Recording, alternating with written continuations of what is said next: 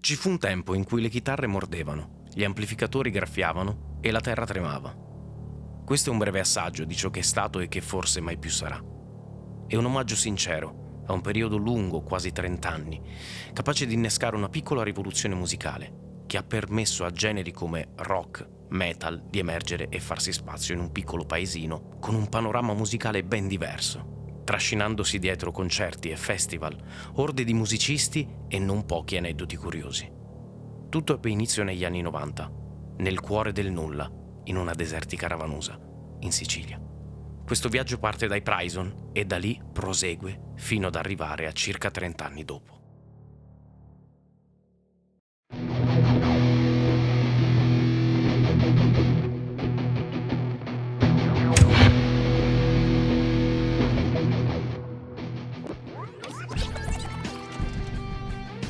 I Prison erano 4 ragazzi adolescenti, 3 ragazzi di Ravanusa e un nostro cugino, mio cugino per l'esattezza, che veniva spessissimo in estate a Ravanusa, quindi diciamo un grande frequentatore di Ravanusa, che insomma impregnati sempre diciamo da musica, dall'ascoltare musica, hanno deciso diciamo un poco sulla scia dell'antagonismo adolescenziale di decidere di fare un gruppo musicale su base metal.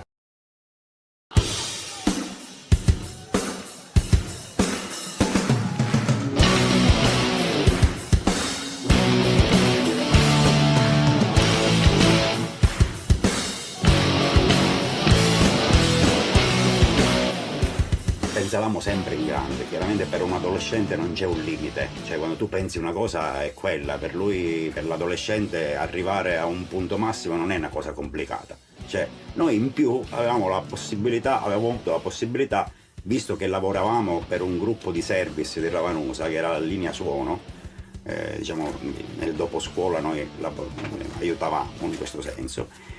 Avevamo pensato un giorno di fare un grande concerto stile Iron Maiden, per cui un vero concerto con luci, con scenografie, tendoni, mostri che spuntavano, tutte queste cose qua erano ogni giorno. Però nella nostra testa. A differenza degli Iron Maiden, erano noi che abbiamo montato la scenografia, abbiamo suonato, abbiamo smontato, sì. Infatti abbiamo pulito, abbiamo fatto diciamo un po' tutto. Mi ricordo che quando abbiamo chiesto, diciamo, non al comune, ma abbiamo chiesto a dove lavoravamo, se c'era la possibilità che ci montassero il palco, le americane, le luci, service. Su questo ringraziamo anche a distanza di anni Totò Giordano e Luigi Formica.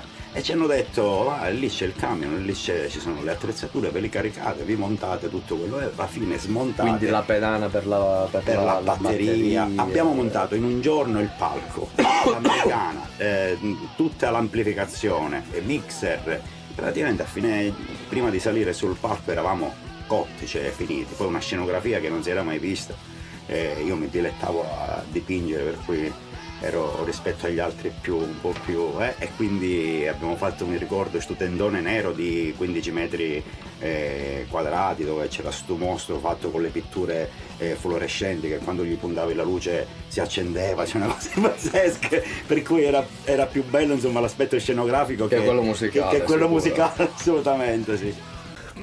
Se mi ricordo bene, no, fu nel 91, così che mio cugino e Pietro Iacona, no, cercavano un cantante per loro banda di musica, così. Poi io avevo già così in Germania così una musica, complesso musicale, così, e sono scivolato in quello, no? Ero in ferie, poi così cantavo, non lo so, e ci siamo trovati proprio bene insieme, no? Il loro entusiasmo, no?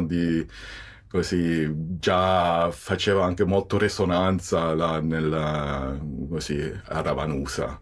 Noi stavamo assieme con tanta gente la sera quando provavamo, quindi erano ogni sera concerto. Da lì i ragazzi più piccoli si sono avvicinati intanto a questo nuovo modo di, diciamo, sentire anche la musica. Per molti era la prima volta che si sentiva quel tipo di musica, poi magari tu ti affezioni e allora hai il desiderio di comprarti uno strumento musicale. E quindi già i ragazzi, secondo me, quelli più piccoli di noi, iniziavano a guardarci come, diciamo, dei modelli in questo senso, no? Credo che ce ne siano stati gruppi, a partire da mio fratello per esempio, che dopo di noi hanno fondato un gruppo sempre, diciamo, amatoriale per fare musica. Noi eravamo, penso, senza concorrenza in quel periodo. Noi eravamo forse gli unici a fare questo tipo di musica. Il nostro... Siamo stati adesso dove c'è fuori paese, di fronte, là c'è un garage, là abbiamo fatto le prove spesso. Io mi ricordo anche quell'aneddoto di quando abbiamo suonato la prima volta sulle scalini della chiesa madre. Per la gente vederci è stato un piacere perché ci ha riconosciuti, insomma eravamo di Ravanusa, ci conosceva. Ma c'erano stati per esempio questi gruppi religiosi che non so se avevano parlato con l'Indomani, con il prete, perché da questa musica loro sentivano le voci del demonio, perché era musica in cui tu arrivavi ed eri velocissimo, svisate di chitarra, gridi, diciamo, eccetera eccetera. Era per loro, per Ravanusa, era, diciamo, quella novità assoluta, quindi abbiamo dato, diciamo, quell'impatto forte. Negli anni così, no? Molti così parlavano anche di questo periodo, di questi concerti che abbiamo fatto, queste, diciamo, prove anche, no? Così, che si allungavano fino a tarda notte, che era sempre in quel periodo di estate, sempre una cosa che, così, forse qua, così, è qualcosa di diverso, qualcosa, no? Dovete pensare che lui, quando nel primo concerto che avevamo fatto alla Matrice, talmente eravamo sempre quel discorso che dovevamo sempre suonare sempre uno più forte dell'altro, ed eravamo veloci, le prime velocità, i primi, diciamo, i primi modi anche di suonare, di avere la batteria con più tamburi, più tom, con più piatti. Cioè, io ho visto praticamente lui con le mani piene di sangue. No, perché semplicemente mi sono tagliato il dito con un colpo di piatto. Sì. Mi si tagliò il dito e lui continuava. Ferita banale, però diciamo ho perso un sacco di sangue e schizzava tutta la batteria. Che ancora oggi mi pare c'è qualche goccia di sangue. Ricordo, sì. C'era tantissimo di questo entusiasmo, di questo cuore, ma non solo noi, no? Era sempre, diciamo, una cosa reciproca, no? Così, una cosa, questa è la cosa impressionante, no? Proprio anche secondo me molto una cosa di qua, no? Tutto questo cuore che c'è, che ci può essere, no? Questa cosa che ispira, no? Così, e secondo me ha anche ispirato tante persone, così, no? Non solo noi, no? Così. Dopo lo scioglimento dei Prison, per motivi legati ai diversi destini personali, chi inizia a studiare, chi ritorna in Germania come il cantante, come Lillo, a Pietro viene l'idea di rifondare i Prison. Ovviamente non per fare chissà di quali progetti all'inizio. Ma che facci? Vediamo, piuttosto che suonare lì dove suonavamo prima con i Tortura, andavamo in campagna, che cosa facciamo? Riprendiamo i testi dei Prison. Lì è stato uno snodo fondamentale, perché Pietro che fa? A parte realizzavamo il tutto con un arrangiamento un po' più aggressivo e diverso, perché non eravamo, cioè, in gioco c'erano 2 chitarre, un batterista come Guido, che è molto diverso da Lillo, l'utilizzo della doppia gran cassa, insomma. E soprattutto la cosa che a me è piaciuta tanto, che è stato di svolta secondo me, è l'idea di ritradurre i pezzi dall'inglese all'italiano. Quindi Pietro che fa? A casa oltre che scrivere pezzi nuovi, che sono quei pezzi di cui ti parlavo prima, che abbiamo inviato per l'occasione alla partecipazione del concorso di Sanremo Rock, traduce tutti i pezzi dall'inglese all'italiano, ed è stata un'esperienza bellissima, perché noi conoscevamo i pezzi dei Prison in inglese con Lillo Ciacia, e li abbiamo risentiti e riarrangiati fondamentalmente con riff un pochino, stiamo parlando di arrangiamenti non tanto diversi dall'originale, ma sicuramente più sostanziosi, più forti.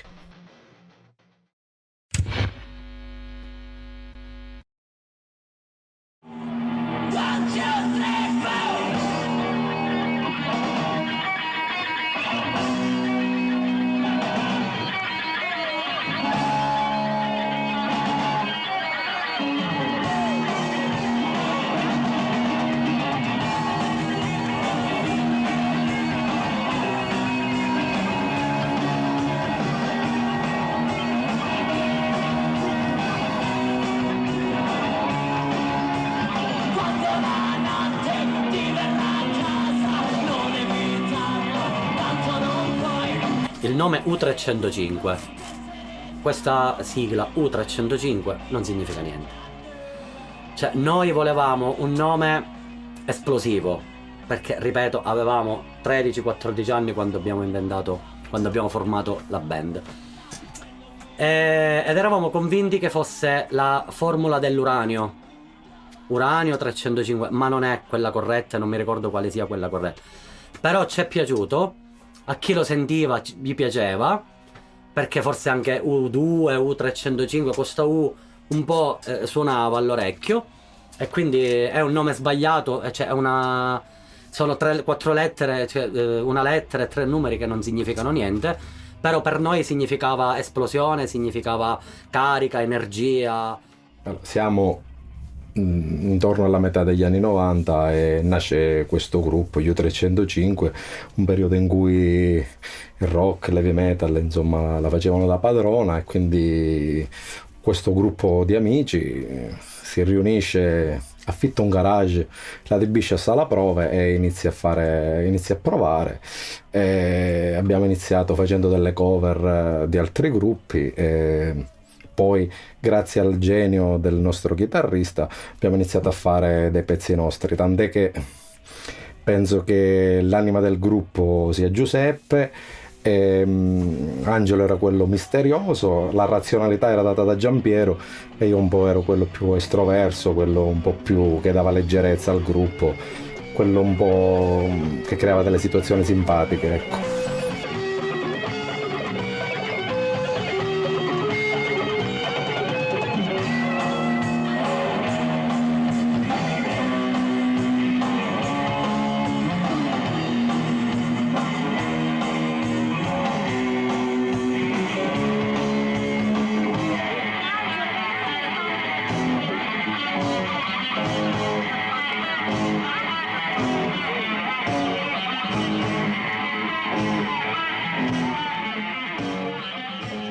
Sì, in realtà il gruppo è nato in maniera un po' casuale, perché io all'inizio stavo strimpellando la chitarra assieme a un altro ragazzo che cantava assieme a me. Nel frattempo ho conosciuto anche Giampiero Iacona, che suonava il basso, e lo sentivo suonare perché io studiavo e facevo i compiti assieme al ragazzo che gli abita accanto, e sentivo sto ragazzo che si esercitava sempre con Cames Joar, non me lo ricordo. E un giorno ci siamo trovati a tornare da scuola assieme a Passaggi, ci siamo trovati sulla macchina e abbiamo parlato, abbiamo deciso di fare questo gruppo assieme con Giampiero. Quindi da una parte io avevo questo progetto con questo altro ragazzo, dall'altra parte abbiamo deciso di unirci con Giampiero, che nel frattempo aveva un altro chitarrista. Poi ho sentito Angelo Turco per sbaglio, perché non è che gli ho fatto un provino come si usa di solito. L'ho sentito, mi è piaciuto e ho dato il ben servito all'altro ragazzo in maniera anche poco elegante. Poi c'era un mio carissimo amico Stefano, che secondo me era pronto per suonare la batteria anche se lui non lo sapeva, l'abbiamo convinto a comprare la batteria e da lì ha iniziato a suonare come se l'avesse sempre suonata. L'idea geniale di Angelo di prendere come batterista uno che non sapeva neanche cosa fosse la batteria, però l'abbiamo convinto molto facilmente dicendogli che suonare attirava il gentil sesso.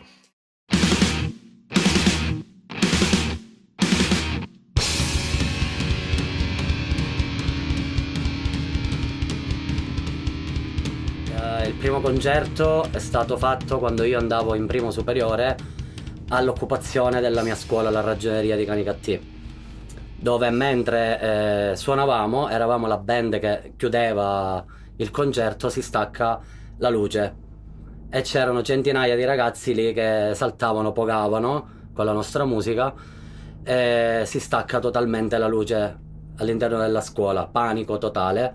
Noi avevamo 14 anni e da lì invece poi per fortuna è durato 5 minuti lo stacco della luce e da lì poi il concerto è andato alla grande e da lì tanti altri ancora.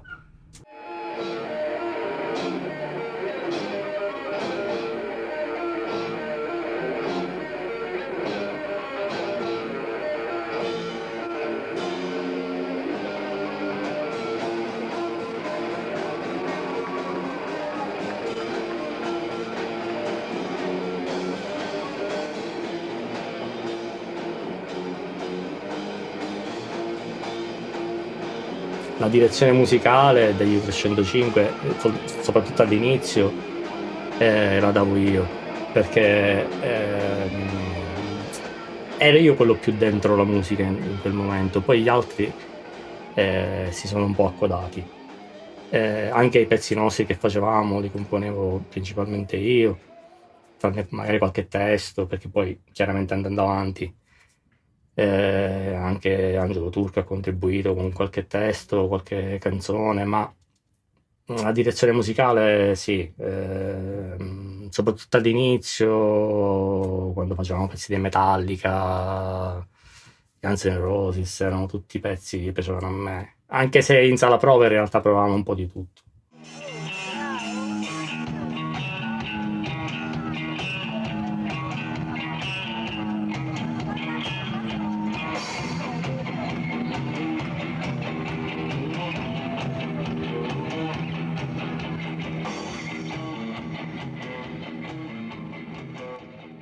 Ricordo che una volta era un concerto, siamo saliti sul palco, abbiamo messo proprio sul palco la Vespa, io ho la Vespa a casa e siamo andati, insomma, siamo saliti sul palco con la Vespa e anche lì, insomma, la prima volta che la gente ci vedeva con la Vespa, le persone sono rimaste un po' stupite, però è stata una cosa, un episodio, ecco, simpatico. Cercavamo non solo di fare musica ma di fare anche spettacolo sopra il palco, perché comunque sia, se uno si diverte fa divertire la gente, penso.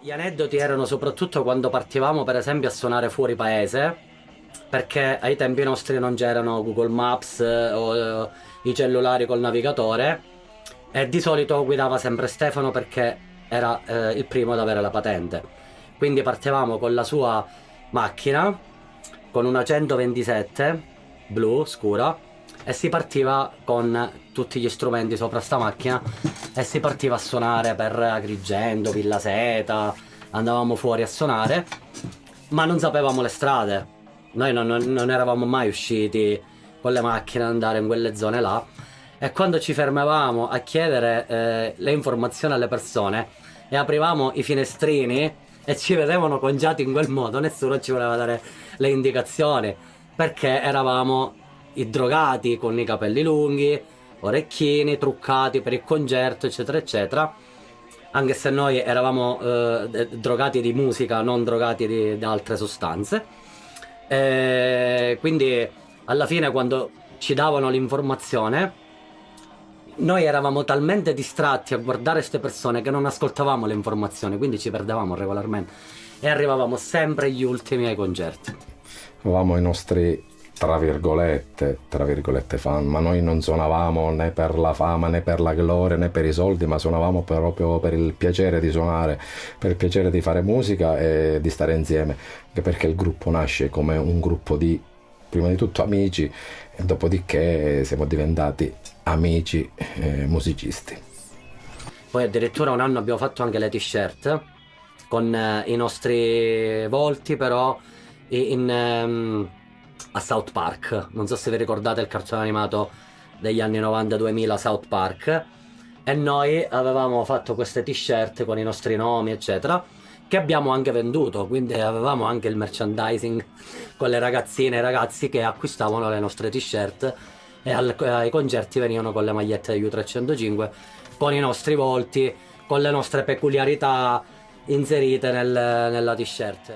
Quando abbiamo deciso di non suonare più e insomma il gruppo è stato dismesso, tra virgolette, è un po' come quando finisce una storia e quindi un po' uno rimane insomma nostalgico, insomma il sentimento che uno ha messo durante gli anni poi ti si ritorce contro, tant'è che poi non ho avuto più il piacere o la voglia di sedermi dietro una batteria e suonare. Sono passati degli anni prima insomma di riprendere le bacchette in mano.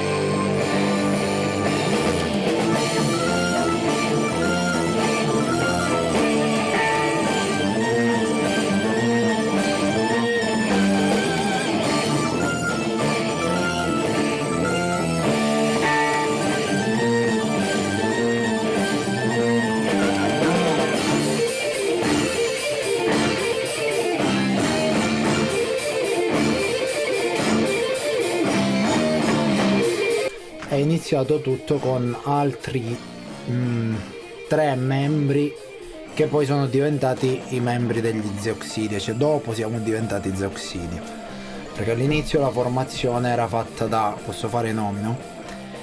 Da me, Pietro Argento, Domenico Picone e Lillo Lana, e provavamo tipo in una vecchia casa di Pietro con lo stereo di mia nonna. Io cantavo e suonavo la chitarra, ma prima ancora io suonavo le tastiere e Domenico suonava la batteria, che non era una batteria, erano tipo dei secchi rubati a Mommino, il tipo che fa i panini, no? A Ravanusa, con le bacchette di una batteria e una sedia. Lui faceva le percussioni, noi suonavamo, Pietro con la chitarra e Lillo Lana con la chitarra classica, suonavamo, facevamo tipo sti pezzi d'Elite FIBA. Oltre a cercare il tastierista, loro cercavano anche il posto dove andare a suonare, no? E siccome io, ti ripeto, avevo voglia di intraprendere questa carriera, tra virgolette, chiamiamola così, musicale, per amore di iniziare a suonare e di fare qualcosa, di poter provare con i ragazzi, io avevo una casa vecchia dei miei, insomma, era disabitata, e ho detto ai ragazzi andiamo lì a suonare, nel senso loro cercavano, perché erano stati in un'altra casa, però non parliamo di case, non parliamo di sala prova all'epoca, perché non è che non avevano niente di sala prova, ok? E quindi praticamente ho messo a disposizione la mia catapecchia al primo piano, ho fatto sistemare da mio padre l'impianto elettrico, tra virgolette, l'impianto elettrico, siamo ancora tutti vivi fortunatamente, e abbiamo iniziato a provare lì. Quindi praticamente sti ragazzi mi hanno portato tutta la loro roba all'interno di sta casa e abbiamo iniziato ad allestire a sala prova sta casa e andavamo a suonare lì ogni pomeriggio. Per noi era, al di là, ripeto, della prova che andavamo a fare, ovviamente alternavamo momenti super creativi in cui praticamente nascevano veramente brani e li arrangiavamo, facevamo 3000 prove, ragazzi, nel senso in questo modo va bene, in quest'altro modo non va bene. C'era un pochino stato uno scisma degli The Oxidia, perché poi anche Vito Vinciguerra all'inizio se ne uscì, poi rientrò insieme a me. Vito era uno dei fondatori degli The Oxidia, poi litigò con Pietro, se non ricordo male, e se ne uscì e poi rientrò insieme a me. Io ho cominciato per certi versi a suonare insieme a Vito, fu lui che mi spiegò quelli che erano i rudimenti del basso, quali le note. Vedevo comunque sti ragazzi che erano molto più avanti nel montare la strumentazione, nel saper coinvolgere il pubblico, e ho cercato di rubare un po' a tutti, soprattutto a Saro Messinese, che poi è diventato il mio come posso dire, collega all'interno del gruppo. Sì, mi piaceva tantissimo perché aveva questo modo di vestirsi molto male, aveva proprio il gusto dell'orrido. Una volta mi ricordo un live su un palco che era con un pinocchietto arancione veramente orrendo. Noi volevamo fare una band che sarebbe diventata famosissima, che avremmo fatto i dischi, che avremmo fatto i tour, eccetera eccetera. Quello era l'obiettivo.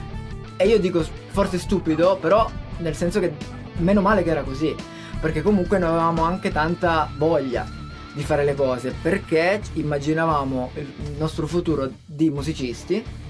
E quindi, cioè, non dico che era scontato che noi saremmo arrivati, perché ovviamente no, noi sapevamo benissimo che era difficilissimo, anche se eravamo giovani e incoscienti, però comunque avevamo la certezza che qualcosa sarebbe successo in qualche modo, e che con il duro lavoro, con l'impegno, con lo studio, eccetera eccetera, ci avremmo cavato un ragno dal buco. Alla fine un po' è successo, perché cioè, è stata un'esperienza comunque per me indimenticabile, ovviamente la prima band, eccetera eccetera.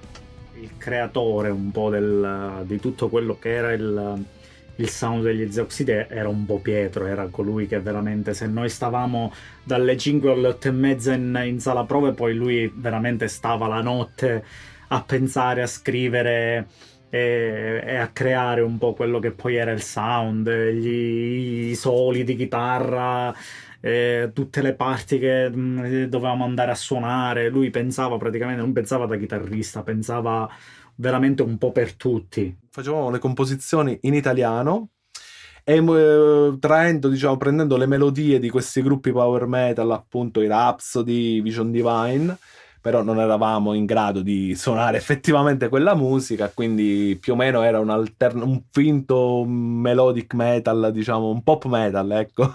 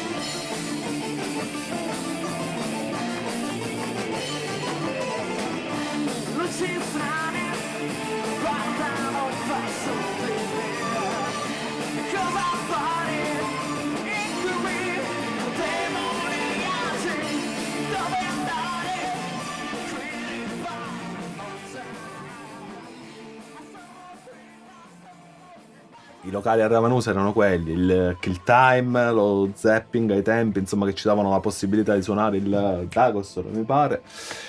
E quindi, cioè, le scalette erano quelle, cioè non è che potevi stravolgere, cioè magari aggiungevi qualche pezzo, ne toglievi altri, ma i pezzi nostri c'erano sempre. E quindi avevi, cioè, offrendole comunque costantemente al pubblico, a piano cominciavano a cantarle pure. E quindi sta cosa nel nostro piccolo ci dava, che ne so, ci gasava, nel senso di dire, ammazza, stiamo facendo comunque qualcosa che gli altri cantano pure.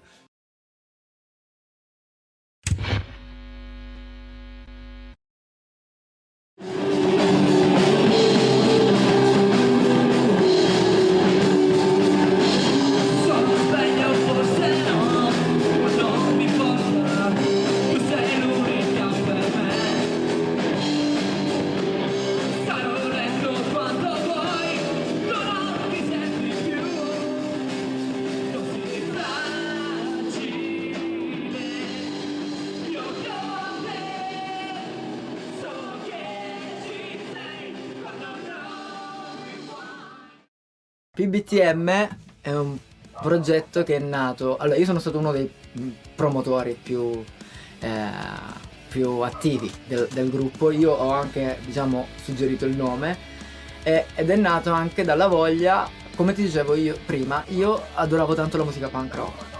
Quindi a un certo punto, insieme agli Zeuxidia, perché i PBTM sono nati poco tempo dopo, insieme agli Zeuxidia ho deciso che volevo anche un altro progetto e volevo suonare la musica che mi piaceva tanto suonare, che era appunto il punk rock. Così ho deciso di vedere un po' chi potevano essere queste persone, e quindi abbiamo come dire, fatto la nostra super squadra, che era formata da Domenico Picone alla batteria, Lillo Lana al basso, Fabrizio Chianetta alla chitarra, Gaetano Celano alla voce e io chitarra e voce, perché c'erano dei pezzi appunto in cui cantavamo insieme, cantavo solo io, bla bla bla bla bla. Però Gaetano, diciamo, era la voce principale, anche perché lui cantava soltanto, quindi anche per dividerci un po' le cose lui faceva quello. Ed è nato principalmente dall'esigenza di avere un qualcosa di diverso, perché anche perché a Ravanusa c'era tanto metal. Mom and Dad went to a show. They dropped me off at Grandpa Joe's. I kicked and screamed, said please don't go. Grandma take me home, Grandma take me. Che facevamo un gruppo, quella era la per passare tempo, non c'era veramente nulla. Come per gli Zeuxidia cercavamo di raccattare un po' quello che si poteva. L'unica cosa, forse con i PBTM abbiamo avuto la possibilità di più di suonare in dei festival o feste comunali, eccetera eccetera. Se vuoi ti racconto un aneddoto abbastanza sfizioso. Ci invitano a suonare a Grotte, a una festa patronale tipo festa del Santissimo qualcosa, e quindi immaginati le persone comunque che andavano lì e anche l'ambiente. E saliamo noi sul palco, la nostra prima canzone, o l'ultima, non mi ricordo, era Canapa dei Pancreas, e io faccio un mini monologo sulla marijuana dicendo che mi ero informato, mi ero preparato ovviamente tutto, dicendo che ne so, in Italia ogni anno tot persone muoiono a causa dell'alcol, in Italia ogni anno tot persone muoiono a causa del tabagismo, di marijuana non è mai morto nessuno. E cominciamo a suonare, e lì ovviamente che è successo? Che poi è venuto il prete, ovviamente, che ci è venuto un po' tra virgolette a cazziare, o comunque a dirci, cioè ragazzi, bene tutto, però l'apologia alla marijuana alla festa del Santissimo anche no. Venghino signori, venghino in questa bellissima casa, l'incredibile spettacolo dei PBTM. PBTM canteranno, suoneranno e balleranno per voi l'incredibile spettacolo della vita, l'incredibile spettacolo della morte, l'incredibile spettacolo della vita, l'incredibile spettacolo della morte.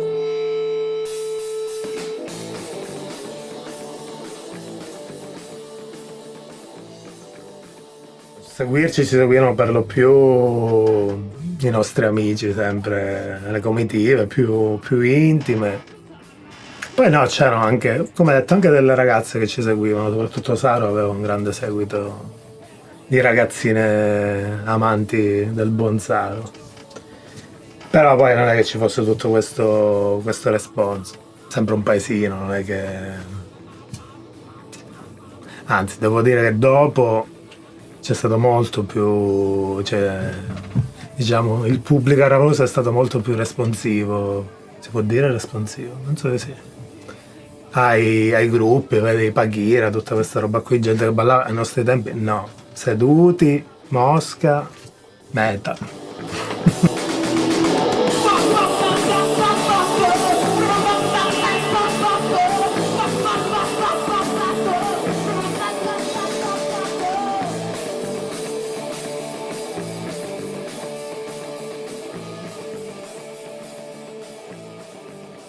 Ognuno aveva le sue influenze, che ne so, Gaetano Celano per esempio, oltre ad essere un cultore del rock in generale, lui già ascoltava i Doors, i Cure o altre band un po' più così, però per esempio ascoltava tanto Manu Chao, Bob Marley, un po' la scena più reggae, alternativa, eccetera eccetera. Fabrizio Chianetta invece era il mago della musica indie, super indie, cioè lui ascoltava delle band che nessuno aveva mai sentito nominare, ci tirava dei nomi, delle cose, ma chi sono questi? No, ma questa è una band finlandese che suona Noi dicevano, ma questi li conosci tu e loro si conoscono tra di loro, poi basta, no? Domenico Picone è stato sempre più eclettico, a lui è sempre piaciuta tanta musica, che sia metal, rock, ma anche altri generi. E Lillo pure, Lillo Lana pure, diciamo, era un po' più eclettico, gli piaceva la musica che gli piaceva. Abbiamo provato un sacco, suonato pochissimo. Ecco, questa è una bellissima cosa.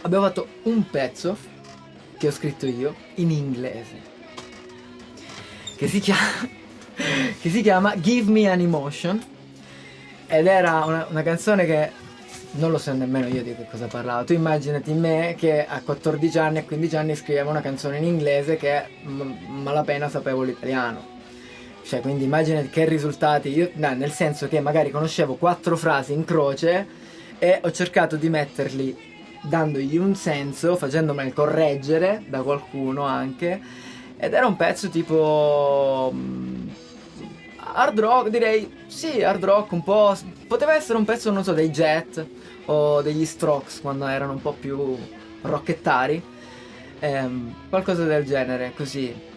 Però non mi ricordo esattamente di cosa parlava un po' di, non lo so, del mito del sesso, droga e rock and roll, delle serate, dell'andare sempre a manetta.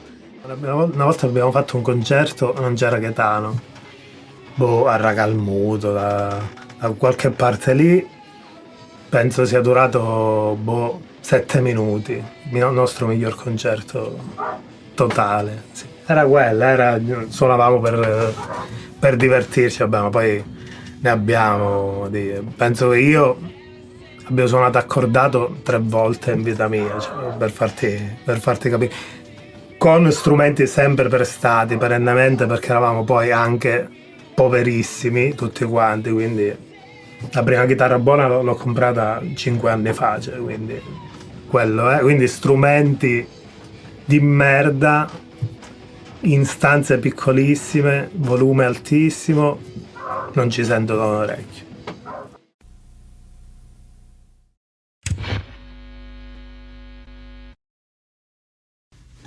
L'idea più che altro come, insomma, lavorare, un lavoro vero e proprio. Poi man mano che l'attività era aperta si cercava di indirizzare un attimino tutto l'Ambaradam in qualche direzione varia, ed è incominciato così, insomma, con i giovani che incominciavano a frequentare il Kill Time.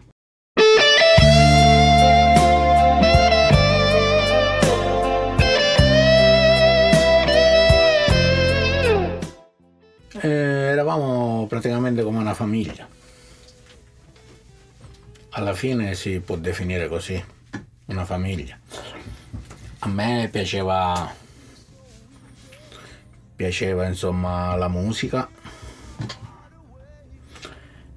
e ho trovato praticamente i giovani che frequentavano il locale, che anche a loro avevano dei vari gruppi, e insomma musicalmente erano attivi.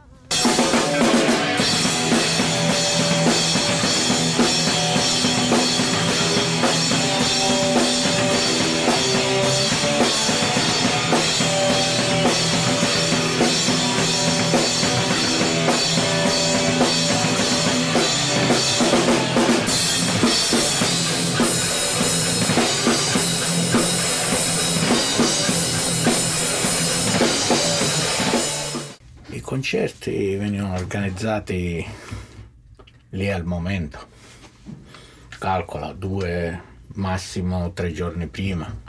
Allora si veniva l'idea, facciamo un concerto sabato, venerdì o magari in qualche occasione di festività.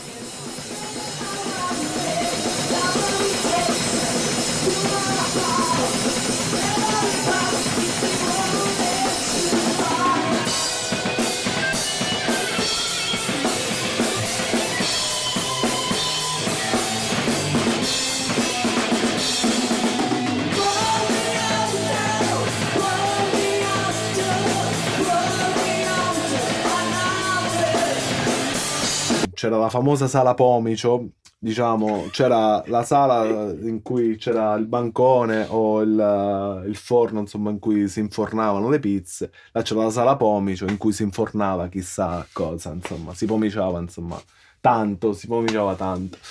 Però la sala Pomicio a volte veniva adibita a sala concerti in inverno. E quindi, insomma, era veramente frequentata solo da tutti i musicisti o amanti comunque della musica, e per fortuna ha toccato più generazioni, tra cui la vostra pure. E quindi noi comunque stavamo là a vedere concerti, a parlare di musica, a comprare chitarre online. Il Kill Time, per noi era Totò, che poi era tutto, come dire, era il fine a un certo punto di tutto il lavoro che facevamo, la possibilità di esibirci con in mano una Gibson Les Paul e di esibirci in un locale davanti a tanta gente. Il Kill era casa nostra, il Kill Totò era, non dico padre, no, perché fratello maggiore per noi, e da lì sono partite tante idee, tante serate, tante nottate a discutere, a parlare solo ed esclusivamente di musica. Si parlava solo di musica, e infatti dal Kill sono nati poi tanti ragazzi, tante band che forse oggi non suonano più neanche loro, però da lì era un'officina proprio di talenti il Kill, oltre che la pizza, che era top, era la Medioevo, toppissima. La nostra pizza degli U305 era la Medioevo. La prima volta che siamo andati al Kill Time, o una delle prime volte, perché non era la prima volta, però una delle prime volte siamo andati io e Fabrizio Chianetta, ed avevo io una maglia degli Iron Maiden e lui una maglia dei Guns N' Roses. Siamo andati lì per mangiare, abbiamo ordinato e c'era Totò che già io lo vedevo che lì non italiava. Posso parlare in siciliano? No, tanto siamo tra di noi. E a un certo punto Totò ci chiede: allora, chi è il chitarrista di tutti e due? E noi rispondiamo tutti e due, perché appunto tutti e due suonavano la chitarra. E da lì il Kill Time è diventato casa. I giovani che incominciavano a frequentare là crescevano e frequentavano l'università, chi a Palermo, chi a Catania, chi in Alta Italia. E allora più che altro si organizzavano queste cose al momento in cui c'erano festività, quindi tipo Pasqua, tipo anche in estate. Più che altro festeggiavamo, che era molto sentita, l'anniversario del Kill Time, che praticamente era intorno a qualche giorno prima di Natale, e quindi lì si organizzava qualcosa di... ma sempre così, parliamo di roba amichevole.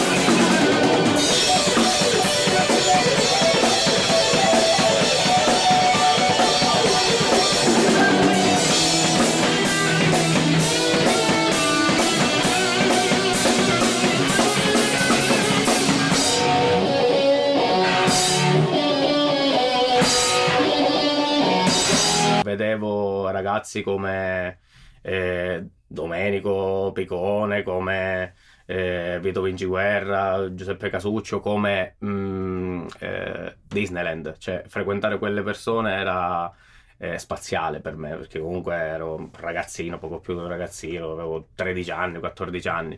Vedere persone che già facevano assoli di chitarra, io non avevo idea di come funzionasse un pedalino, un amplificatore, eccetera eccetera, e vedevo che c'erano molti ragazzi anche di diverse generazioni. Se consideriamo Peppe Casuccio o Vito Vinciguerra, già sono due generazioni diverse, che comunque stavano insieme nello stesso locale, e io dovevo entrare. Lo stesso locale era il locale, il Kill Time,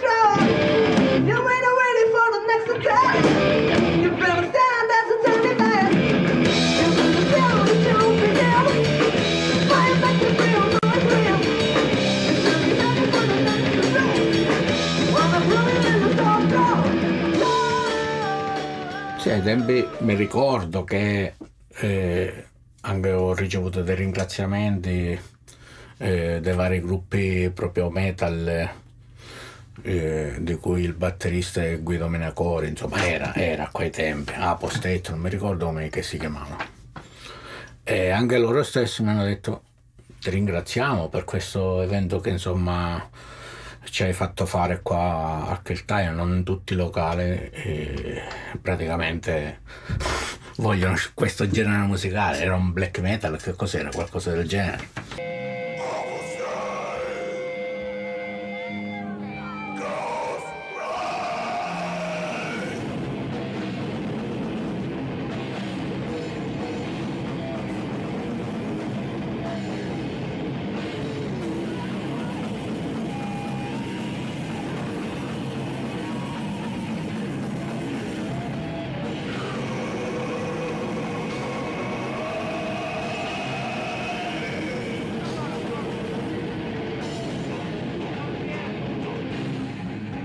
E lì anche se sembrava un po' strano, però hanno partecipato un bel po' di frequentatori del Kill Time, quindi penso che in generale qualsiasi genere musicale era preferito, insomma.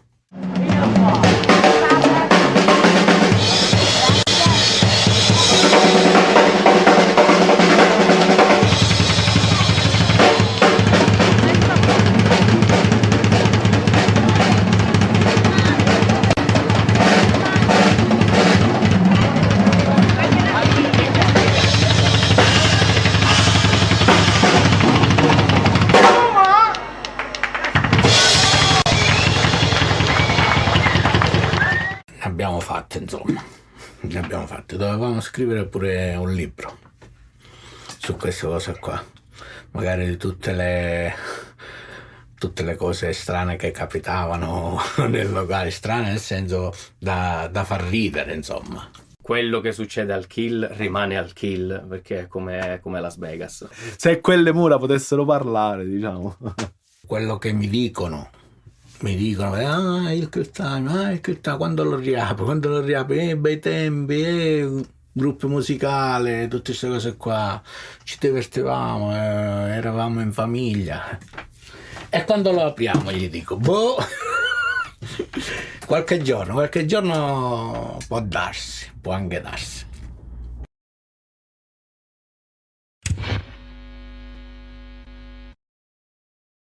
Alcolica è una bellissima parentesi. Noi facevamo quei 4-5 inediti e poi facevamo quasi tutto Metallica e qualcosa degli Iron Maiden. Cioè quello era.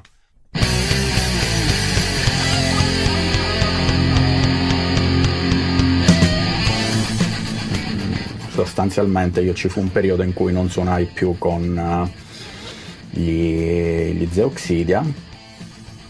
E dopo un po' di tempo ci fu un concerto a Catania dove andammo, c'è l'aneddoto della ragazza con una tetta sola, Pietro e Domenico Picone capiranno, e tutto il resto. A un certo punto, mentre eravamo a casa di Gaetano Celano, forse a Catania, Pietro mi disse: sai, vorrei fare una cover band di Metallica, tu la conosci la canzone Damage Inc? Io da fan sfegatato di Metallica la conoscevo, gli dissi certo. Mi fa: ok, allora dobbiamo fare questa cover band, e fondamentalmente lì c'è la scintilla alcolica. Fecimo questa cover o tribute band, vediamola un pochino come vogliamo, che cominciò a girare per i licei, cominciò a girare per le feste degli studenti, per qualche festival anche fuori da Ravanusa, e da lì seppimo del Memorial Bella a Licata. Però per poter partecipare al Memorial Bella era necessario fare una canzone inedita, una canzone nostra. Abbiamo trasferito le cose in campagna da me e abbiamo fatto queste prove e dovevamo creare questo brano inedito. Idee zero. Provare, a un certo punto finì la benzina nel gruppo elettrogeno. Stanchi e tutto il resto, Picone e Pietrargento se ne andarono via. Io e Vito restammo ancora un altro po', fecimo quasi l'alba, mi pare, e a un certo punto, senza corrente elettrica, unplugged, Vito tirò fuori il riff di Flash of Melody. E niente, lì per lì io inizio a fare tipo sta cosa.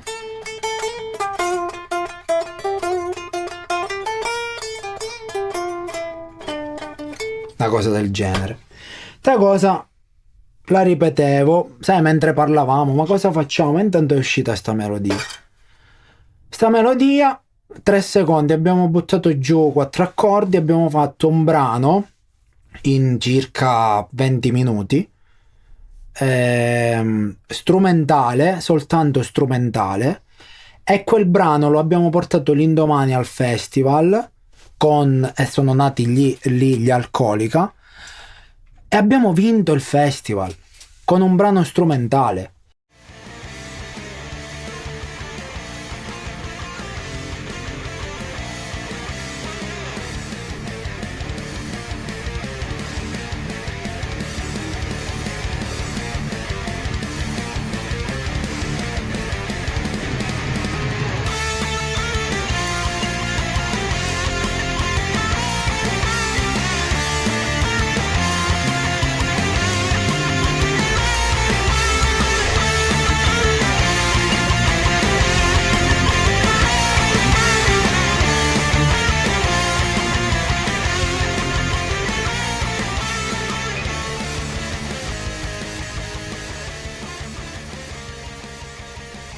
E il problema qual è stato? Che erano tutti di Licata i musicisti, perché siamo andati a Licata noi da Ravanusa e abbiamo vinto. Quindi abbiamo tolto a loro che cosa? Un premio con 300 ore di registrazione gratis in uno studio di registrazione professionale da Filippo in Corvaia, che è una grandissima persona che non dimenticherò mai. E quindi dopo la premiazione abbiamo rifatto il brano sul palco, e quando dovevamo scendere dal palco c'era la sicurezza che non ci faceva scendere perché erano tutti là pronti a pestarci di mazzate.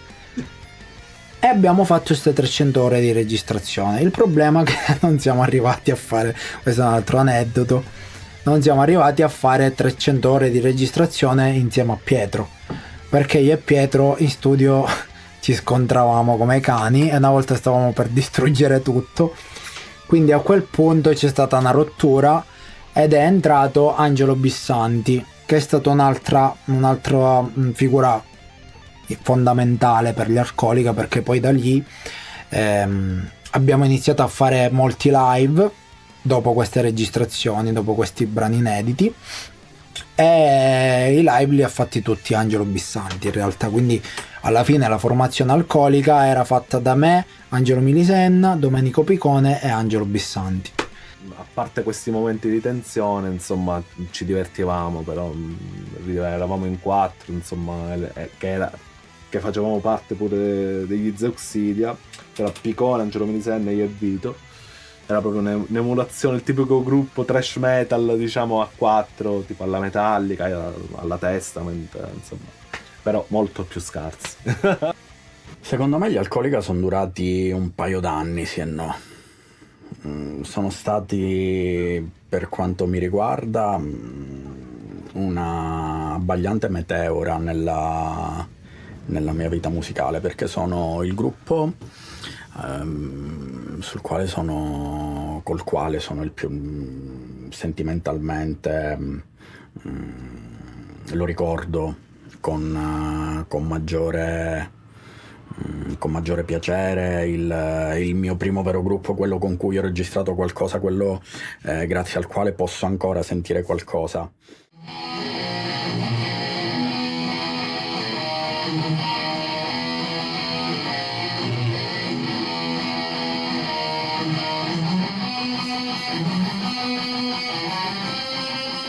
Sì, una volta abbiamo fatto un concerto serale al liceo scientifico di Canicattì. Io avevo bevuto un po' troppo.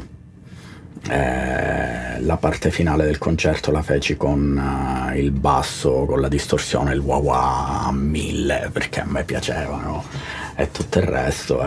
Mi volevano ammazzare, ma hanno sfottuto anche, penso che mi spotteranno anche sentendo questa cosa.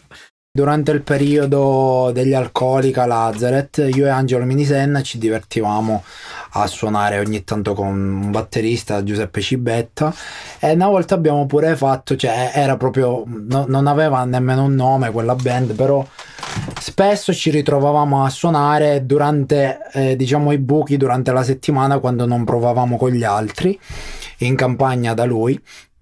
Mi ricordo che una volta, questo aneddoto, che abbiamo fatto un concerto in piazza in Matrice vestiti da preservativi.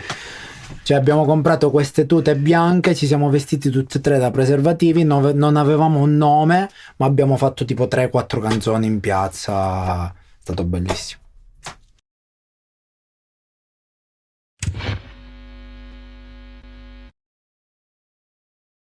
C'era come assessore allo spettacolo l'attuale sindaco, Salvatore Pitrola. Quando ho parlato con lui, gli ho semplicemente detto: sai, mi piacerebbe organizzare un festival rock. La risposta di Salvo è stata: sì, facciamo bordello. Lui non aveva idea che io stessi organizzando probabilmente un festival metal e cosa significasse.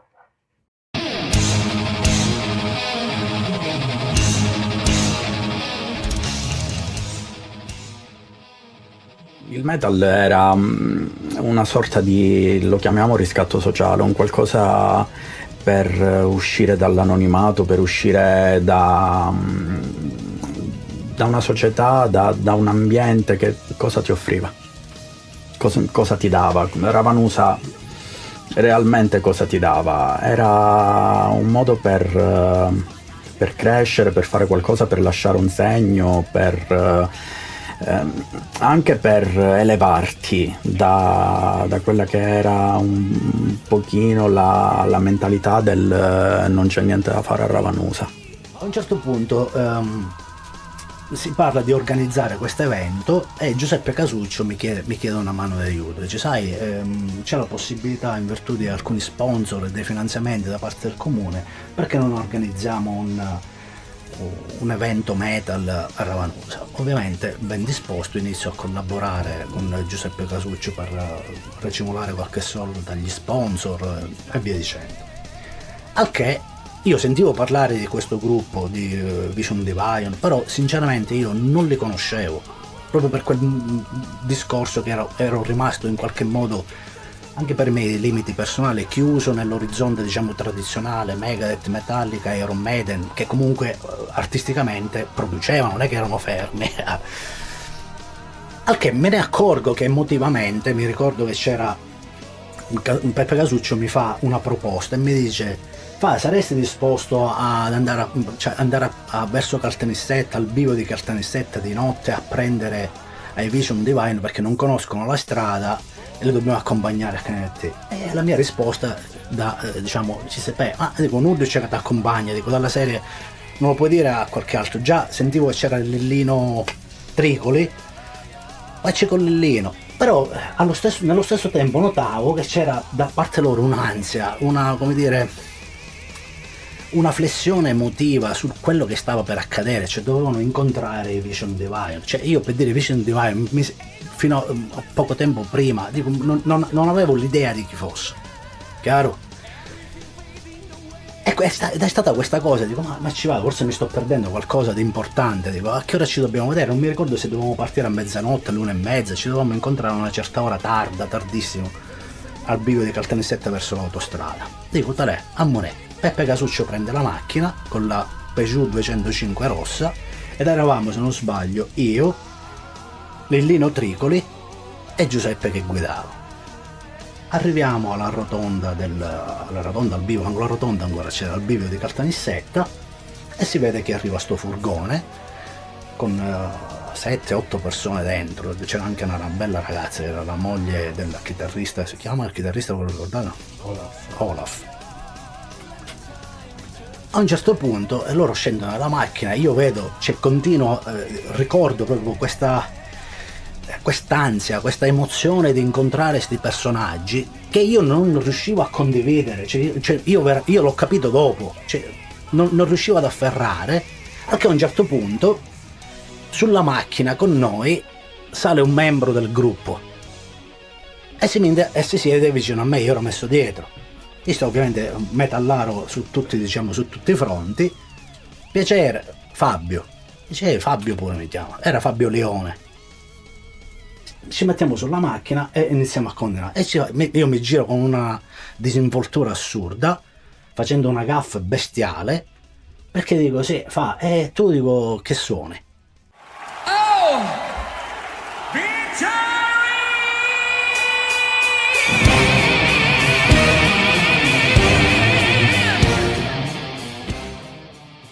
Il gruppo, diciamo, gli headliner erano i Vision Divine, che io personalmente adoravamo ai tempi, ma adoro tuttora.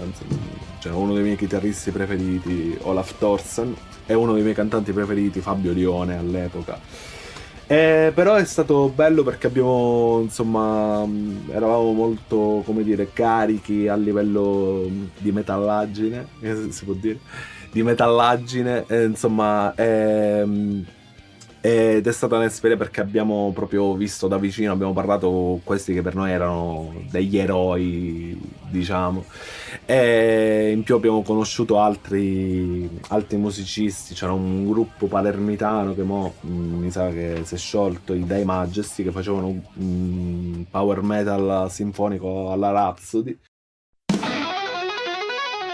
le persone si erano organizzate per arrivare tipo il giorno 27, poi avevamo spostato la data tipo al 30 e sono arrivate tantissime persone il 27 non sapendo che il festival era stato spostato, perché adesso tu sai, fai una comunicazione su un social network, beh, tutti lo sanno. Prima per avvisare tutti, cioè, come facevi? Dovevi fare un giro di chiamate, dovevi andare lì a mettere manifesti, avvisare gli organizzatori, quindi molti arrivavano con le macchine e tornavano indietro, quindi poi alla fine praticamente il pubblico era dimezzato. Era previsto per una settimana prima il concerto. Mi chiama Carlo e mi dice: ah, sai, guarda, non possiamo venire perché c'è il papà del batterista, Matt Stancioio, che era quello dei Labyrinth, grave all'ospedale. Io sono venuto una iena e ho detto: ascolta, o mi mandi un altro gruppo di pari livello, oppure ti do una settimana di tempo, prendi un altro batterista, impara i pezzi e venite. Vedere insomma quel contesto che vedevamo ai tempi sulle riviste in cui parlavano per l'appunto del Gods of Metal o di altri festival importanti in Italia, cioè, noi ci sentivamo proprio a nostro agio, cioè era proprio il nostro ambiente. Vivevo i DSI come non come un sogno ma come un progetto, quindi io mi alzavo e per me era il mio lavoro, tra virgolette, nel senso ci dedicavo tantissimo, ci credevo e quindi la mia prospettiva era veramente andare a registrare, io ci credevo fermamente. Nel frattempo ero innamorato di alcuni gruppi e non lo so, mi è venuta questa idea, in Sicilia non era mai sceso nessuno a suonare di gruppi conosciuti. Erano venuti gli Iron Maiden a Priolo molti anni prima, ma era stato un caso isolato ed erano venuti per motivi poi particolari. Quindi quando c'è stata questa possibilità ho conosciuto il chitarrista dei Labyrinth e dei Vision Divine, che poi Olaf Thorsen, ma che in realtà si chiama Carlo Andrea Magnani. Subito gli ho chiesto di venire a suonare. Era il periodo del rock, quindi tutti... la moda insomma era vestirsi di nero, e io invece ero sempre quello che si vestiva di bianco, al contrario. Tant'è che ricordo proprio un episodio di il Dominus Festival organizzato da Giuseppe, in cui io ho dato la mano insomma a organizzare eccetera, entro in una stanza, erano tutti vestiti di nero, io entro vestito di bianco e un po' mi sentivo a disagio, ecco. Per un periodo abbiamo fatto pure un programma a Radio Azzurra, eravamo io, Saro e Picone, come cazzo si chiama? Metal Time si chiamava, mi pare, una roba del genere, e passavamo, abbiamo fatto 4 puntate, sempre per il discorso che insomma il metal è sempre stata una cosa che poi cacci pigliavano quei satanisti, ste robe qua, quindi insomma è durato pure quello poco, però soprattutto l'epoca precedente alla nostra il metal era proprio... Il Dominus è un ricordo bellissimo. All'epoca fu organizzato da Giuseppe Casuccio, tra l'altro un chitarrista lui pazzesco, con cui ti posso raccontare anche qualche aneddoto di quando andavo a registrare in cameretta da lui, che lui aveva una formazione di Essire, e spesse volte, siccome lui registrava, era lui che registrava i brani dei DSI, e molte delle tastiere di questi brani le ho suonate io, quindi Peppe mi chiamava spesse volte e mi faceva fare delle registrazioni delle tastiere delle sue canzoni, quindi io andavo, mi veniva a prendere col suo motorino un sì, mettevamo la tastiera sul motorino, mi portava a casa sua e registravamo queste cose, quindi con Peppe abbiamo fatto tante cose e ci conosciamo da tanti anni. E questo è un piccolo fuori programma che magari forse non conoscevi. Il discorso del Dominus è stata una bella manifestazione che ha organizzato lui, anche questa cosa per esempio molto atipica, ad oggi sarebbe improponibile eravamo una situazione del genere. L'altra cosa bella tutti quelli che venivano per farsi fare l'autografo, siccome a un certo punto erano troppi, e quindi fargli fare l'autografo a loro, perché noi dovevamo fare la spola tra loro che erano messi un po' più distanti e quelli che erano dopo le transenne, a un certo punto praticamente li fermavamo noi. E quindi ci sono molte persone che si ritrovano il loro CD autografato senza sapere che la firma non è dei Vision Divine, ma è una mia, una di Stefano, una di Peppe Scibetta, che non ho idea cosa abbia scritto.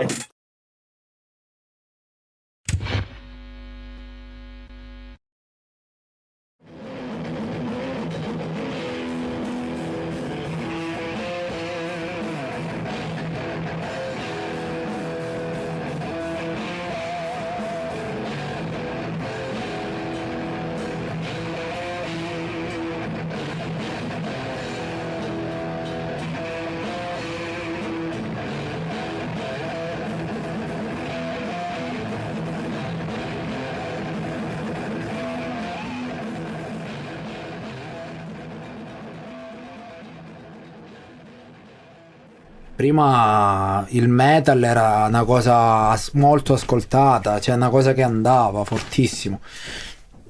Penso che i nostri sono stati un po' gli ultimi anni, cioè non proprio gli ultimissimi, però noi eravamo quasi nel pieno ancora di quel periodo, quindi cioè io avevo tranquillamente, come dire, dei fans a Ravanusa che mi dicevano oh, ascolta tutto l'album dei Lazareth, bellissimo, oppure che ne so, facevamo il concertino al Kill Time, che era la nostra casa, la mia casa sicuramente, con Totò, e tutte le persone che venivano lì cioè conoscevano comunque i miei brani, molti venivano tipo in sala prove a ascoltare, a vedere, ma pure la gente che proprio più non, quella che tu non ti aspetti, no?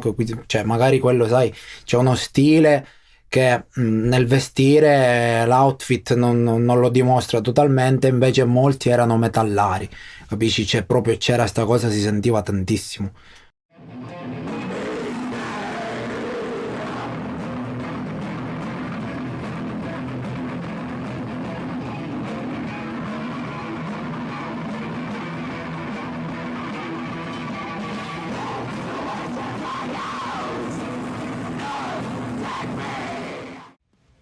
Abbiamo fatto 3 album, eravamo io, Guido Minacori, Claudio Rago e Dario Raia inizialmente, e poi siamo rimasti io, Guido Minacori e Claudio, e dopo un po' tipo ho fatto dei provini, io provinavo i chitarristi e ho scoperto questo ragazzo, era Alessandro Ferrara, che in realtà è un bravissimo chitarrista, cioè forse anche più bravo di me, cioè ho scoperto questo ragazzo che aveva un talento bellissimo nel mio garage, tipo è venuto lì perché gli avevo detto di studiarsi tipo un brano, li faceva tutti alla perfezione, quindi poi The Oxidia sono diventati, i Lazareth eravamo io, Claudio, Guido e Alessandro.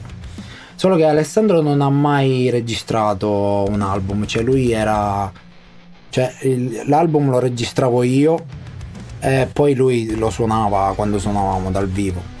Allora Lazareth avevamo la sala prove a casa di Guido su Appoggio Rotondo, tra l'altro come VIP avevamo una piscina, avevamo i videogames anni 80, quindi tipo facevamo ste pause, bagno, accappatoio, piscina, un po' di videogames, poi tornavamo a giocare, cioè vabbè, con Guido ce la spassavamo.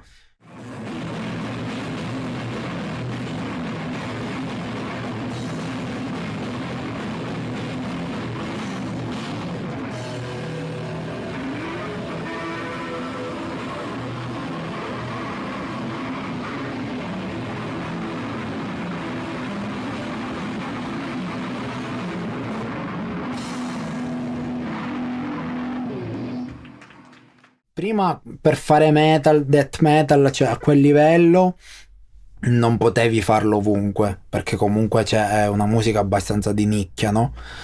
Quindi noi che facevamo? Tipo suonavamo spesso fuori, Caltanissetta era un bel posto dove c'era una bella cultura a livello di metal. Abbiamo fatto dei concerti al Kill Time perché Totò, vabbè, ce le faceva fare sempre queste cose e magari venivano persone da fuori a vederci suonare, poi tutti gli altri ti criticavano perché vabbè, sta musica pesante, difficile da comprendere, no? E poi abbiamo fatto delle serate a Catania e a Palermo, ma come live non abbiamo suonato tantissimo, cioè più con i Lazaret era più che altro il disco che lo vendevi, le persone lo ascoltavano e poi lo conoscevano, comunque ti arrivavano dei feedback sul disco ed era bello, gratificante.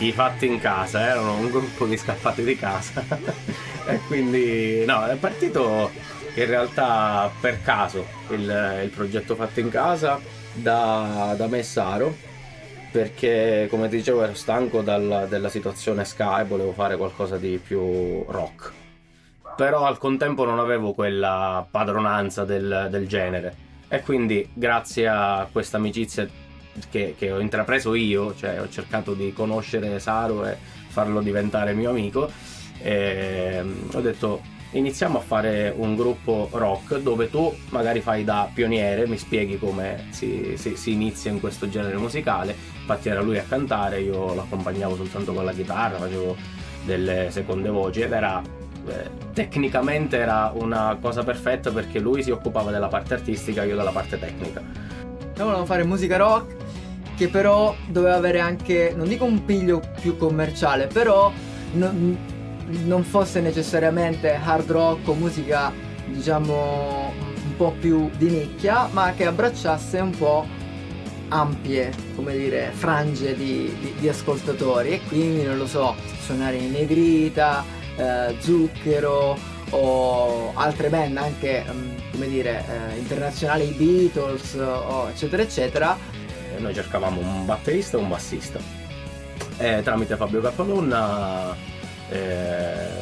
abbiamo conosciuto anche Alessandro Loggia, detto Upiciliddu, ci ha detto c'è sto ragazzo che è un fenomeno, ha 13-14 anni però è bravissimo a suonare, effettivamente lo era e lo è tuttora, e quindi è nato così, quasi per caso. Poi ci siamo messi in sala prove, abbiamo buttato giù qualche idea, ma da lì a breve abbiamo fatto 3-4 prove ed è uscito un bel sound, c'era una good vibes, come dicono quelli bravi.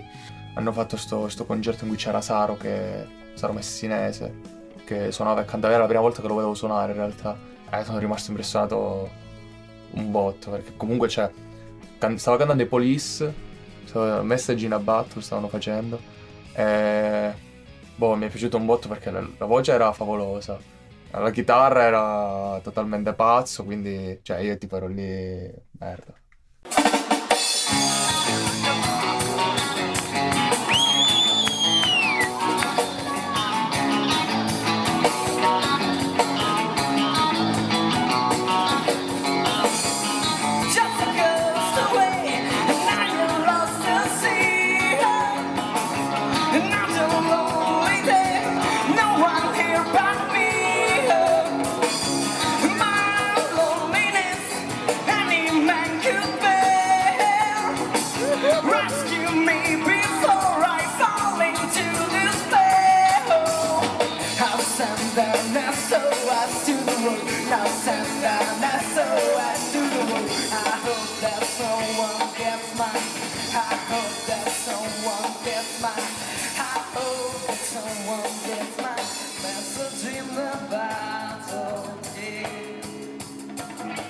I Fatti in Casa sono nati principalmente come progetto per fare serate, cioè per suonare in giro.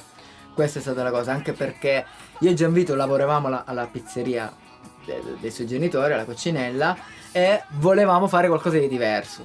Cioè non volevamo passare di nuovo l'estate in pizzeria, ma volevamo passare l'estate a suonare. Quindi il progetto è nato anche così. E l'aspettativa era quello. L'aspettativa che tra l'altro è stata abbastanza, come dire, rispettata, incredibilmente. Perché veramente abbiamo fatto 1 o 2 estati a suonare tanto. Io mi ricordo che mi sono comprato la mia attrezzatura musicale, mi mettevo dei soldi da parte, ci pagavo qualche affitto all'università addirittura. Quindi cioè comunque lo scopo era stato raggiunto. Però sì, rispetto agli altri progetti, il Fatti in Casa non ha mai avuto l'ambizione di fare musica originale o di fare chissà che cosa, se non quello di fare i concerti, che ci divertiva tanto, ci portava i soldi, ci faceva conoscere le persone, ci portava in locali belli. Quindi sì, lo scopo era più che altro fare concerti. Wake up this morning, don't believe what I saw. 100 billion bottles wash up on the shore. Seems like nothing left to be alone. 100 billion castaways looking for a home. Ho visto Saro, mi è piaciuto tantissimo come stava su un palco, come si poneva al pubblico, e ho chiesto subito di fare una collaborazione. Non sapevamo che cosa fare, quindi ho dato tra virgolette carta bianca a lui, nel senso fammi vedere quello che sai fare, perché nel frattempo io rubo quello che mi interessa. Probabilmente di tutte le band che ho avuto, i Fatti in Casa era l'unica band con cui avevamo un'alchimia musicale incredibile. Magari fuori dalla musica non sempre, però quando partiva il 4, cioè io mi ricordo a volte che non suonavamo da anni, ritornavamo per esempio appunto per Natale e dicevamo raga facciamo un concerto, ok, cerchiamo di organizzare un concerto, trovavamo la location, perché poi qualcuno sempre la trovavamo con i contatti che avevamo, e magari facevamo una prova prima di fare il concerto. E io vi giuro raga, non mi è mai successo in vita mia che partiva il 4 ed è come se anni di separazione, di non suonare quei brani, di non cantare quei brani fossero spariti, perché partiva il 4 e andavamo a bomba, finivamo la canzone, ci guardavamo e ci dicevamo ragazzi siamo una bomba, cioè praticamente ci entusiasmava suonare, perché veramente avevamo credo un bel sound, una buonissima alchimia di gruppo, sì. Facevamo delle cose che individualmente non ci aspettavamo, però insieme usciva un sound particolare, quindi non abbiamo scelto noi il sound, ma è uscito fuori da queste 4 teste, da questi 4 elementi, è uscita una cosa che poi man mano, da prova in prova, andava sempre a migliorare. Ed era una cosa sorprendente. Noi avevamo voglia di andare sempre in sala prove, perché sta crescita la vedevamo, la percepivamo direttamente.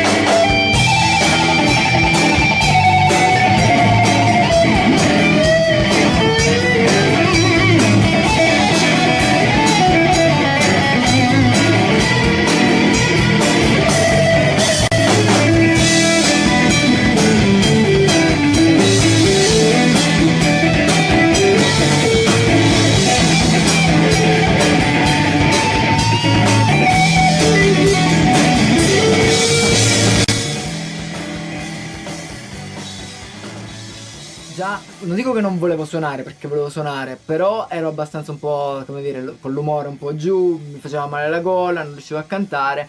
Allora la soluzione che Totò ha trovato è quello di mettermi una stufa accanto. E io avevo l'amplificatore di qua e la stufa di qua. Ed eravamo all'aperto, quindi ero all'aperto con una stufa elettrica che mi puntava. Probabilmente, cioè, i soldi, io non so se ci ha pagato per il concerto, perché non mi ricordo se ci pagavano all'epoca o quanto, però sicuramente avrà speso un sacco di soldi di corrente con quella stufa puntata verso di me, quindi lui l'ha pagato in qualche modo quel concerto, questo sono sicuro.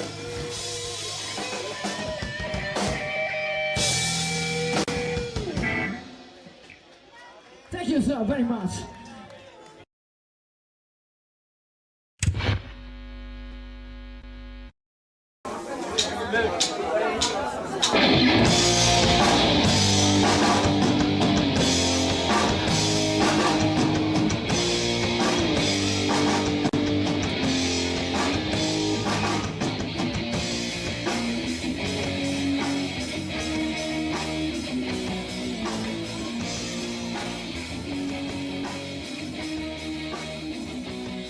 Per fortuna, diciamo, poi sta cosa, diciamo, è stata tramandata a ragazzini morti di fame, tipo Emanuele Borzellino, che salutiamo, che a piano però facevano, o Peppa Varello, quel cretino scarso, un chitarrista scarsissimo, che salutiamo, non è vero.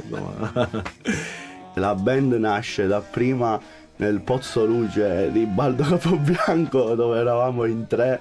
Io, Baldo e sempre Peppa Varello, e si provavano canzoni che spaziavano dai Green Day ai Metallica, ritornando ai Sum 41 e ritornando di nuovo agli Iron Maiden.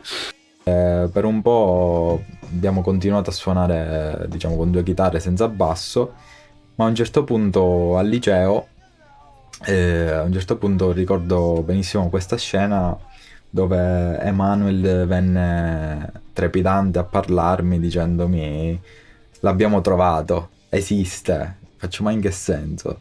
Esiste un ragazzo qui a scuola che è di Campobello e a quanto pare suona il basso, da poco però, insomma, suona il basso. E quindi, dopo averlo convinto, da lì a poco, in brevissimo tempo, divenne bravino e iniziamo a suonare con lui, e successivamente appunto si aggiunse anche Dario.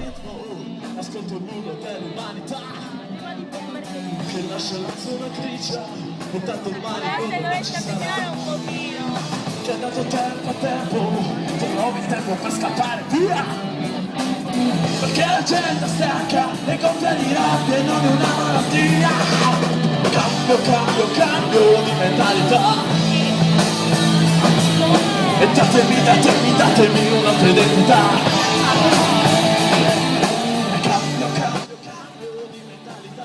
Andavamo una volta a settimana a Canicattì a provare in questo oratorio,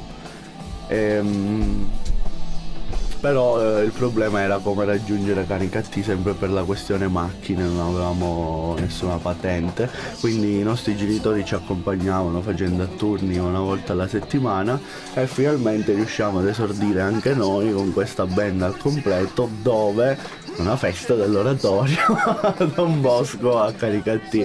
Per noi era un'emozione grandissima, chiaramente, però piano piano quella è stata la vera prima band dove siamo riusciti a fare una serata per intero, un concertino per intero, prima appunto all'oratorio, poi i primi localetti, quindi iniziare a gestire non lo so, un compenso, iniziare a ragionare in termini di 2 ore di concerto, che comunque, volendo fare anche un'analisi un po' più approfondita, 2 ore di concerto non le fa nessuno, soltanto dalle nostre parti. In un certo senso il nostro gruppo funzionava. Per quegli anni eravamo, diciamo, i ragazzini che suonavano in quel momento, anche perché eravamo forse gli unici in quegli anni, eravamo USA della nostra età a suonare, quindi c'era una sorta di coinvolgimento proprio totale da parte dei nostri coetanei. Con gli Appleneck si cominciò dopo l'oratorio a fare le prime serate, una delle prime di queste dove al Kill Time, nel momento in cui noi ci presentammo dal signor Totò a chiedere la serata, i patti sono stati chiari e l'amicizia effettivamente è stata molto lunga, Sì, non vi pago, però posso dire questo. Se non vi pago però potete mangiare e vivere tutto quello che volete. E effettivamente noi ci bastava quello, avevamo 15-16 anni e non c'era cosa più bella che buttarsi in una situazione del genere, in un posto a noi carissimo, per noi sacro. E in un certo senso anche farsi notare sia dai più grandi che come noi suonavano già da prima e suonavano in contemporaneo, perché nel frattempo c'erano ancora delle band tipo i Fatti in Casa che suonavano già nello stesso periodo, e anche dai nostri coetanei. Infatti la vera forza erano i nostri coetanei che ci seguivano, cantavano un po' le canzoni che facevamo.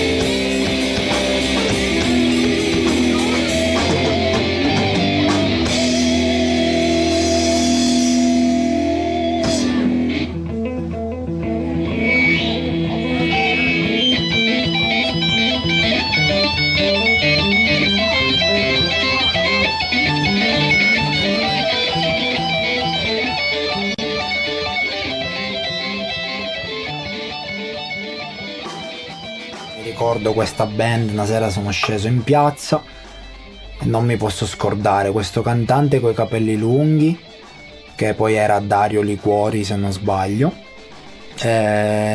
questo ragazzo che suonava sta chitarra tipo sta Squire, che era una Stratocaster, che facevano soli degli Iron Maiden, cioè io proprio ho goduto. Adesso non ricordo, alla batteria c'era questo ragazzo che poi era Baldo Capobianco, più piccoli di noi, ma cioè io lì ho detto ma che bello, cioè bellissimo.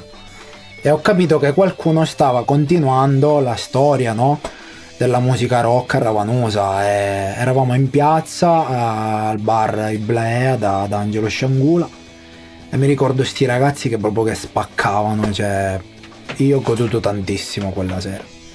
Frequentando poi nuovi amici, iniziando a crescere il periodo del liceo e tutto il resto, lì inizi a scoprire storie, anche leggende, storie metropolitane della vita musicale di Ravanusa, e in quel momento la curiosità è diventata veramente, veramente alta, e in un certo senso tra coetanei si provava a replicare quello che i racconti, quello che gli altri ci dicevano, a partire da Trazzeri, citazione di Pietro Argento. Appena l'abbiamo sentita insieme a Baldo, subito il giorno dopo eravamo nella nostra famosa collina Poggio Rotondo, detta Paitun, a farci le foto con gli strumenti musicali in mezzo alle cosiddette fratte, sempre per imitare in un certo senso quello che gli altri hanno fatto prima di noi, per far parte della scia, per far parte della corrente. Molti hanno smesso purtroppo di suonare e molti altri hanno continuato. Dario continua ancora a cantare, Peppe Sferrazza purtroppo a quanto pare non suona più il basso, Baldo suona raramente la batteria, mentre diciamo quelli che hanno mantenuto una sorta di continuità sullo strumento siamo stati principalmente io ed Emanuel.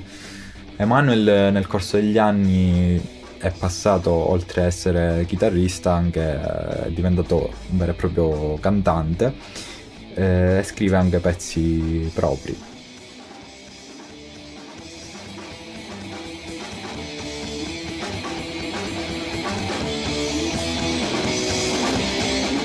Il ricordo più bello, per me non sono né tipo dei concerti in sé o altro, ma proprio il periodo delle prove.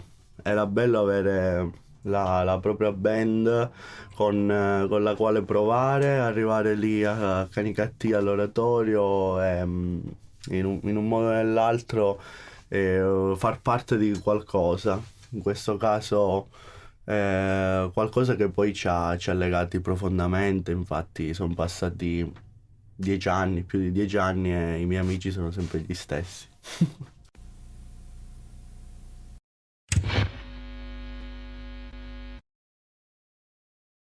Allora, io ero al basso e qualche seconda voce. Felice Erba era alla chitarra solista. Poi c'era Maurizio Cerasa alle tastiere, Calogero Gangarossa alla batteria e Antonino Gambino alla voce.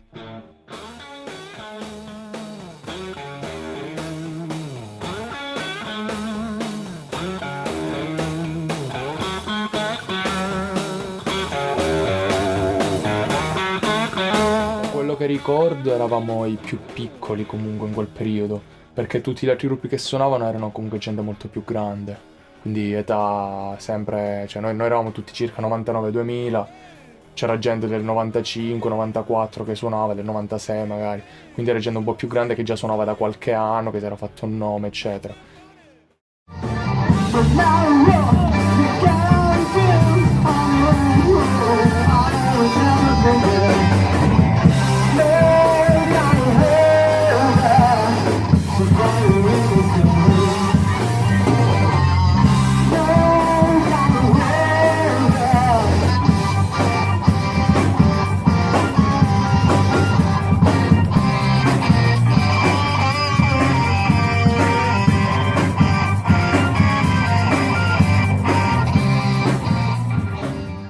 L'aneddoto più bello che ci raccontiamo sempre con i miei amici, praticamente avevamo cercato sta serata in un locale qui vicino, noto, in cui si faceva musica live.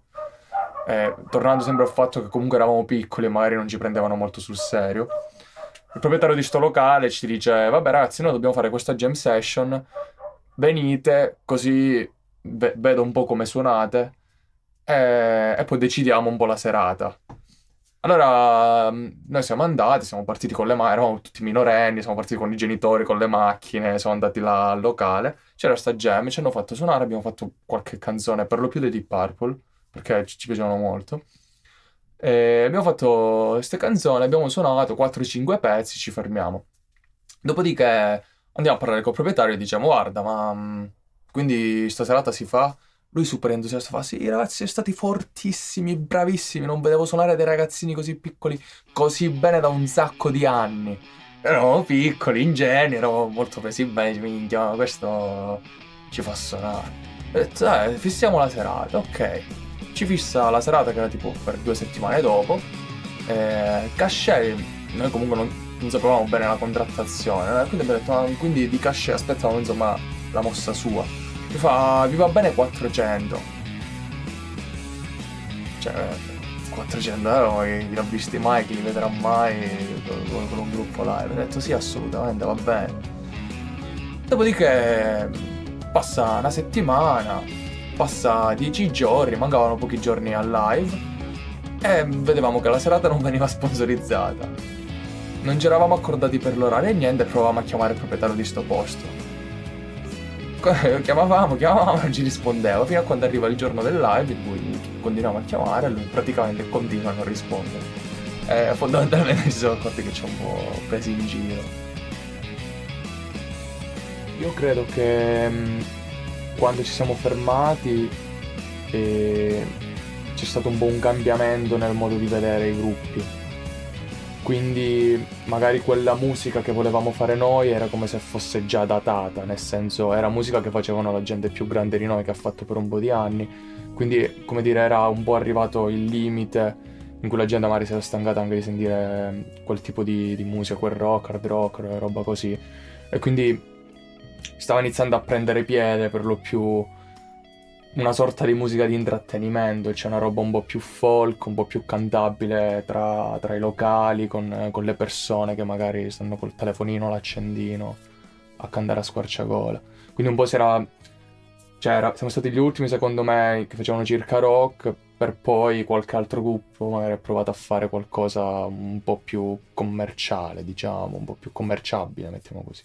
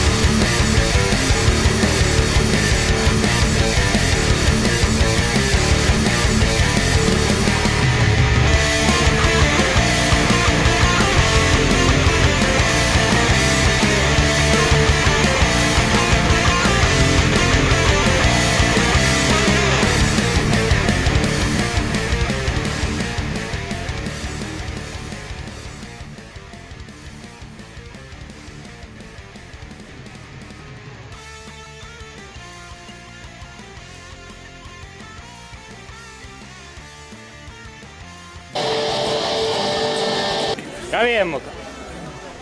Arre che sì. Forza! Non è un rock. Quando vedo fermero fammi bene. No, fai, mi stai pigliando. Io no. No, ma non sono un sogno bene.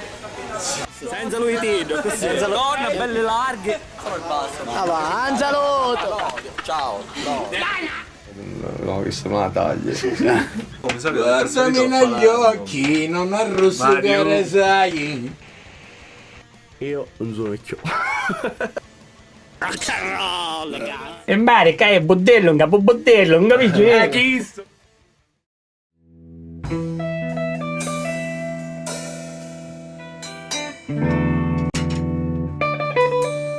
Finale.